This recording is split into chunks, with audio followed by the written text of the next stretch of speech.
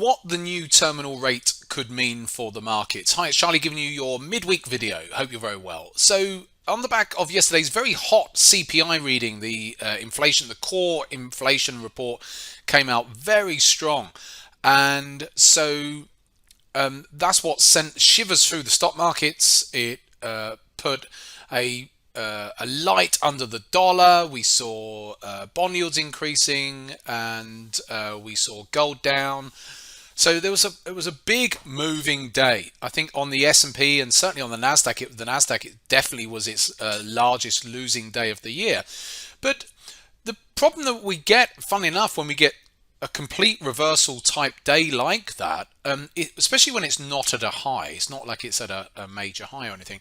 So is this just obviously a huge bout of volatility? The S&P was down like 4.5%, I think it was yesterday.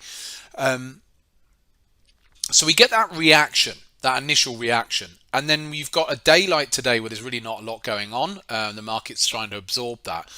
So where do we go to from here? Now, we can look at this technically and we can look at it from a fundamental perspective.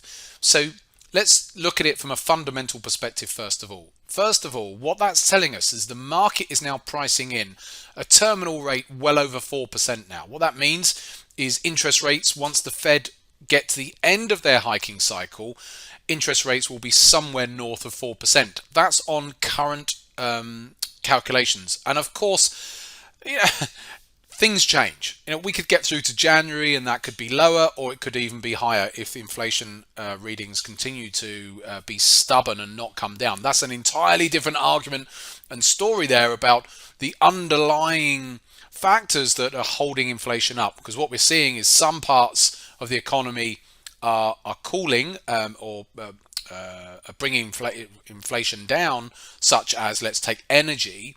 But then other areas such as, let's say, rent is going up, is increasing. So it's not a universal thing here. So anyway, what it tells us is currently the terminal rate is somewhere around about 4.2 or more now percent, and that terminal rate is the rate at which they may end their hiking cycle at some point next year. So the market's having to reprice that in. Now, the stock market doesn't like higher interest rates. The stock market doesn't like higher interest rates because it means that companies which have to borrow money at higher levels, higher interest rates, which can impact their profit margins, of course, at the bottom, unless they can continue to pass on their increased costs onto their customers. So that hot inflation report yesterday provoked selling in stocks because the market doesn't like a shock there, a surprise in that regard. So that was a surprising reading. So on that basis, from a macro perspective, from a fundamental perspective, the stock markets in that regard could continue to price that in, and therefore where we're at right now is still higher than where we were when the market was pricing in 3.9% terminal rate. So in theory, therefore, you would look for lower prices there. However, there are other factors at play in the market. There's always other reports coming out. The market is starting to price in potentially even 100 basis point hike next Wednesday at FOMC. We'll have to see about that, but definitely it's going to be 75 basis points. So really, the market in theory should come lower, but other factors are at play. We've got retail sales coming out tomorrow. So could a weaker reading in retail sales, and this is the irony of the stock market right now, the market is cheering when there's gloomier, shall we say,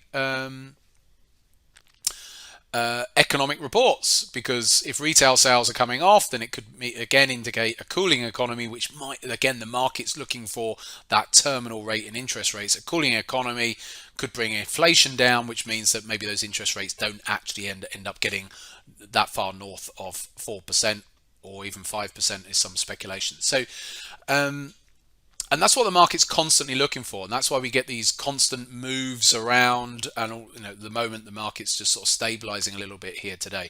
So these are the arguments. You have to look at it yourself as to where you think the economy is going, and then you can take positions accordingly.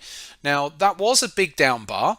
My concern for such a big down bar is it's obvious. Is it too obvious? Are there too many participants going to say, oh yeah, that's, yeah, it's definitely going to go down on the back of that. So it could be that it's too obvious, and therefore the market's going to go and do the opposite, because the market so often will do the opposite from what the masses are doing. So there's an argument there as well. So only time will tell. We've got consumer sentiment coming out at the end of the week on Friday afternoon as well. So we'll see in that regard. Now, outside of that,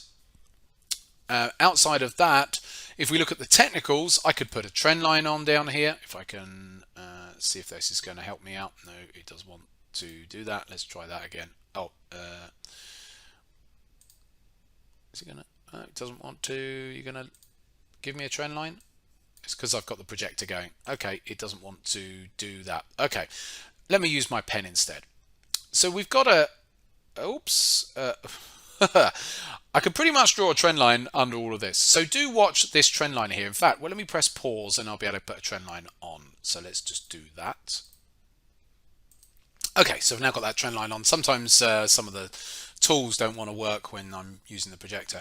So we've got a nice trend line below here. So I think this is worthwhile watching at the moment. We're holding onto this trend line. If we carry on bouncing back up, then before we know it, we get back up. I've got my 50-day moving average here, and you start getting up north of 4100 at least, then all bets are off, and we're probably heading back to this 200-day moving average. If price goes for a close down through that trend line, then from a technical perspective, then that should open the door to more downside there. So those are the main factors there with regards to the stock market. So from a fundamental perspective, we should see more downside based on a repositioning of the market towards future Federal Reserve rate, the rate path. But one thing you have to learn in the markets is just when you think the markets are going to do something from a rational perspective, like I've just presented a rational argument based on the Federal Reserve's actions on getting inflation down and how that should make the markets react. The markets are not rational half the time, and so maybe they go and do something else in the short term as well. But definitely worthwhile watching here. We've got a nice trend line on the S&P futures here, and so do look for, if you're active in the stock indices, then that's not a bad line to have on your chart, to be looking for the potential for a close below that if it's going to come lower. If it's not, and it reacts higher, by the time we get up to 4100 or so, all bets are off, and maybe it's going to start punching up towards that really key 200-day moving average there. It bounced away from it back in August and looked like it was heading that way going into yesterday, but of course that news scuppered all that. There you go, some food for thought today, and good luck with all your trading for the rest of the week, and I'll be back in touch on Saturday.